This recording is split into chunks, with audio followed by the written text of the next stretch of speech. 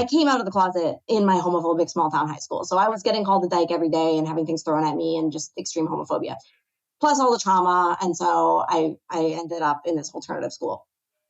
But the thing is that this was like 2003. And so it was a long time ago. And this was, I think, the beginnings of what now is social justice culture, which is now very like hegemonic and mainstream. It was the beginning of a certain way of looking at and understanding power.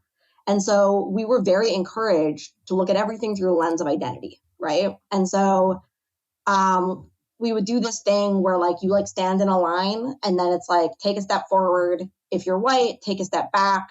If you are queer, take a step forward. If like your parents have money, take a step back. If you have a disability, like whatever. So you would start to look at power as this kind of stacking of identities. And the more privileged identities you have, the more power you have, and the less privileged identities you have, or the more marginalized identities you have, the less power you have. And this is coming from a good place. It's coming from a desire to want marginalized people to have what they need and to have language for what experiences they're having, to give voice to things like sexism and homophobia and racism and all these things.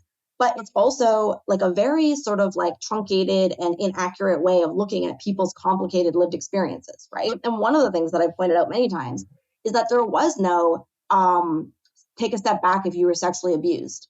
And I really can't highlight enough that is the primary thing that shaped my life. And the very extreme things that happened to me, the very extreme violence, the poverty, the mental health struggles that I went through were directly because I'm a survivor of sexual abuse.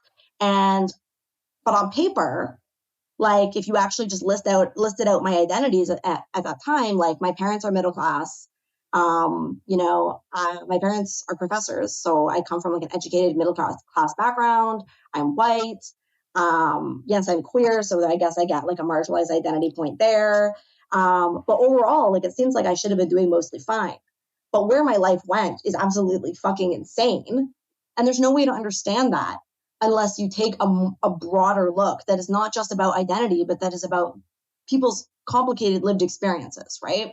So that was, the beginnings of that. And what it did, even though I do think it was coming from a good place, is it really encouraged this group of queer youth who all of us were like super traumatized. Like all of us were traumatized. We were there in this alternative school because we were traumatized, because we had been so rejected, by the larger society, both obviously because of the homophobia that we had experienced, but most of us also had other kinds of trauma going on for us.